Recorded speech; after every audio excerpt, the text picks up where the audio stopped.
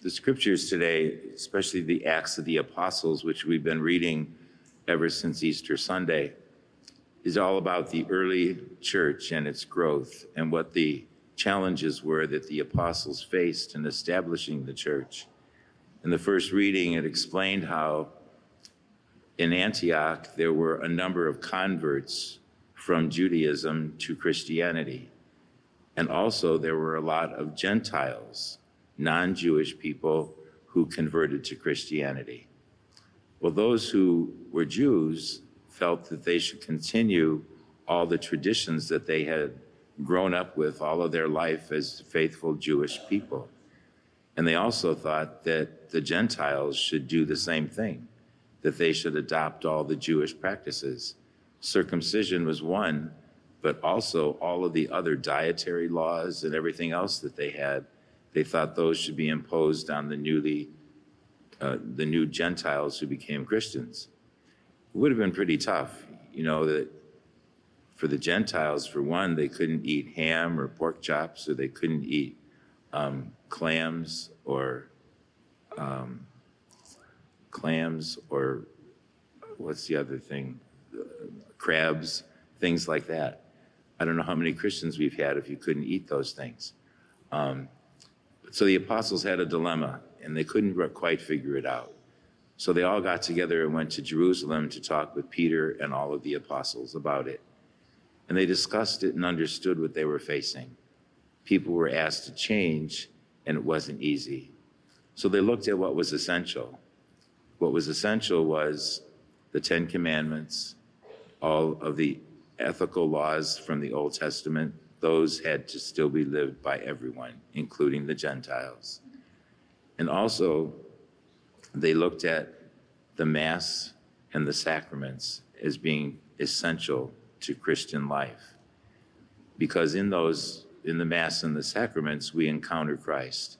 And the church is all about Jesus himself.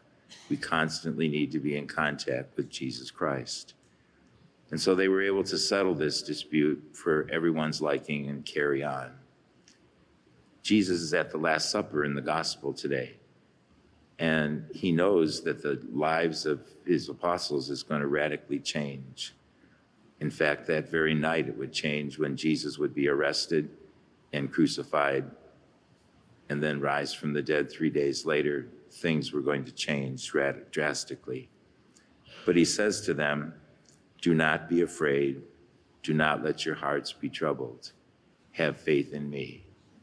Have faith in me. I will be always with you.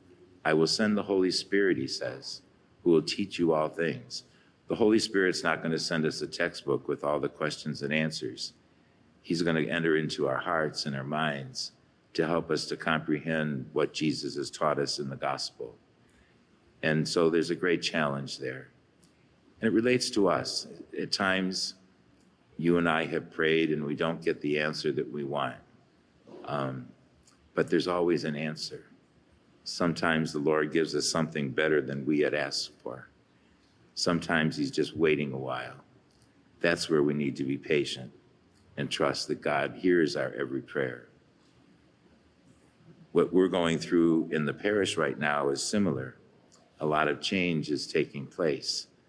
Last Tuesday night, Father Dan Schlegel was here, who's the vicar for clergy and religious in the diocese. Many of you were there. Many of you were not able to come. But he gave a wonderful presentation. And in his presentation, he clarified just about all the questions that I think people had about what was going to happen. And it was Tuesday night that he announced that Father John Pfeiffer will be the new pastor of St. Patrick Parish, but also he will be the new pastor of St. Vincent de Paul Parish on Lorraine Avenue. Father John is 39 years old. I could be his father. He's got a lot of energy and youth on his side. He's been ordained a priest for 12 years. He had 3 4-year assignments. The first one was at St. Gabriel's in Mentor. The second one was at St. Barnabas in Northfield. The third one was at St. Albert the Great in North Royalton.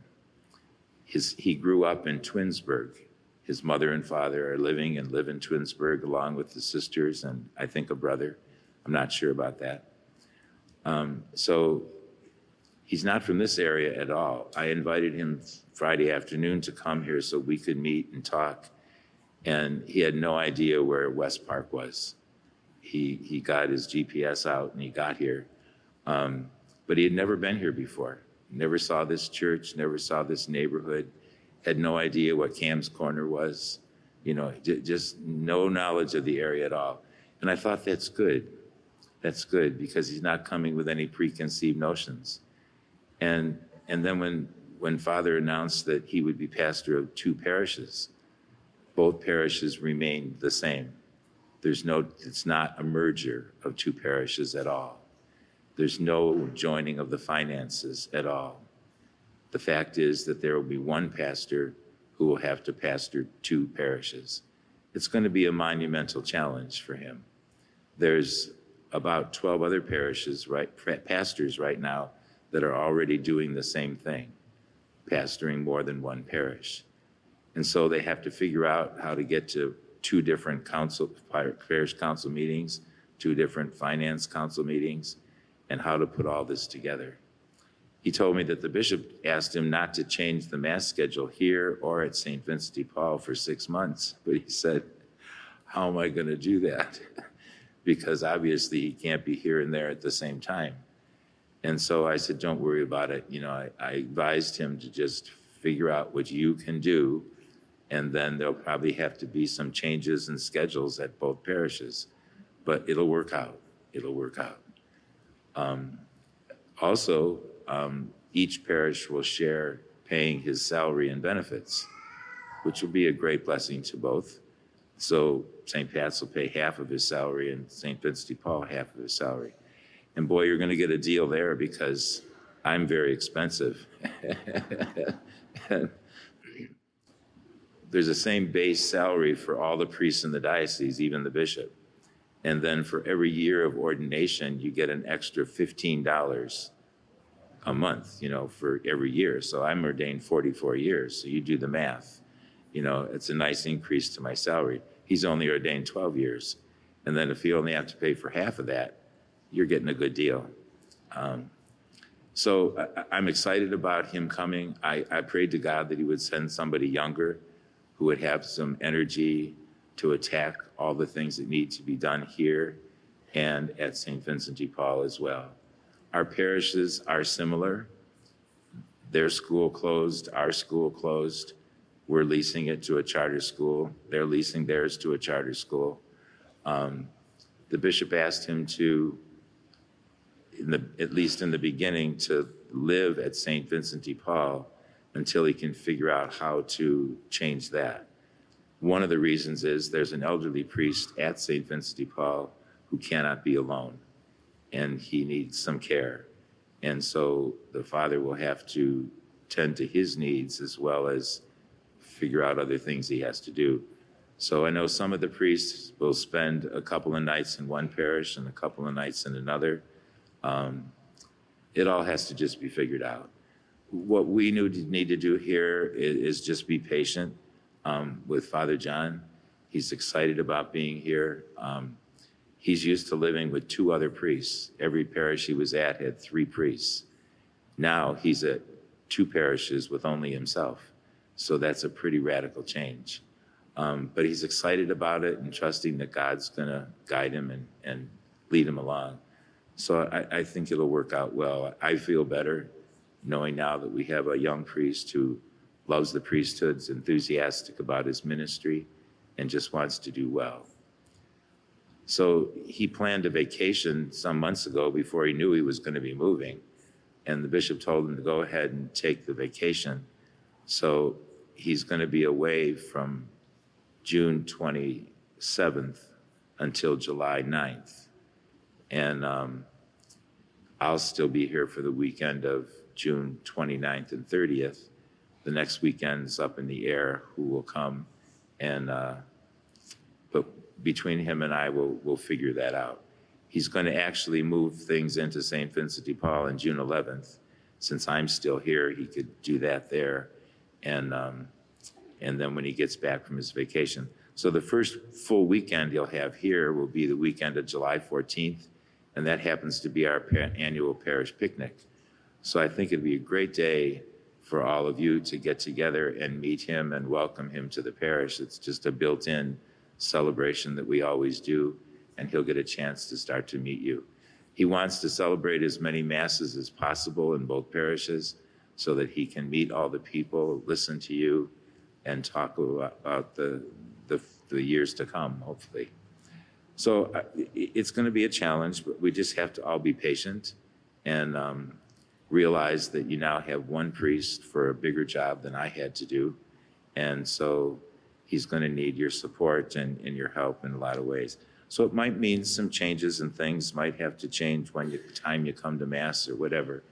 Those are small sacrifices to make in order to continue to further the growth of St. Patrick Parish. The good news is our parish is staying open. Thanks to you, it's staying open, and so is St. Vincent de Paul. So I think, what the Lord's saying to us today in the scriptures, just remember, don't let your hearts be troubled. Things get rough sometimes, but don't let it get to you, because it'll all work out. And if you give him the same support and love that you've given to me over these past 7 years, then I expect St. Patrick Parish to become better than it ever was under his ministry. So thanks for your understanding, and keep him in your prayers, keep me in your prayers. This is not an easy transition for me at all, but it's a necessary one. So I'm not going to go on any longer. Just thought I'd fill you in with those details so you know. I think he's going to write a letter for the bulletin for next weekend, so he'll at least touch base with all of you. Thank you.